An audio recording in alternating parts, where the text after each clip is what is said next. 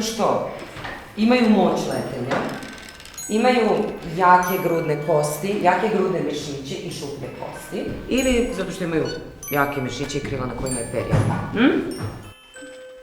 Во нашиот регион, генерација по генерација расте, поминувајќи се помалку и помалку време во природа. Ова не подразбира дека децата не знаат за исклучителната разновидност на видовите и живеалиштата и за богатото културно наследство во нашиот агол на земјата. Од тука не треба да го менуваме тоа што децата го учат, туку како и каде учат. Стоп! Кај е с тобом данес? Ајде поново. Зошто да не се изнесат децата во природа и да им се дозволи да учат од искуство? Да им се дозволи сами да истражуваат и да извлекуваат заклучоци?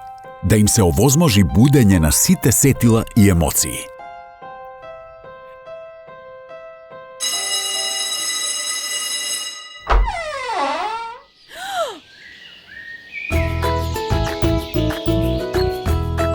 Недопрената природа е токму овде, околу нас.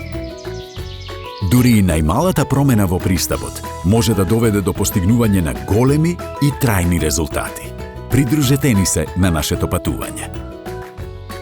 Заштитените подрачја се дом на загрозениот и незаменлив биодиверзитет. Затоа, тие се препознаени како исклучително важни места за зачувување на живеалиштата и за опстанокот на многу видови. Со цел новите генерации да се инспирираат и да се подготват да ја зачуваат природата, важно е заштитените подрачја да станат и центри за образование, каде учењето доаѓа од раце и од умови, но првенствено од срце.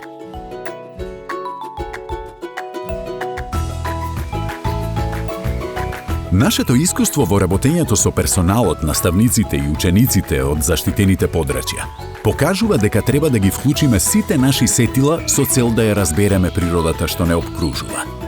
Првиот чекор се јавува на ментално ниво – учење, разбирање, освестување. Вториот чекор кој треба да го постигнеме за да обезбедиме одржлива иднина е поттикнат од емоциите. Само тогаш може да се случат вистински промени во однесувањето. Ако кај децата, но и кај возрастните, не успееме да разгориме емоции за природата, никогаш нема да можеме да ја заштитиме.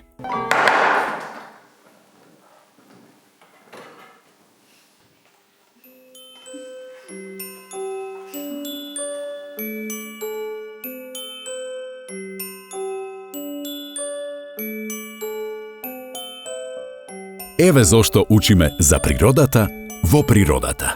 За природата и луѓето.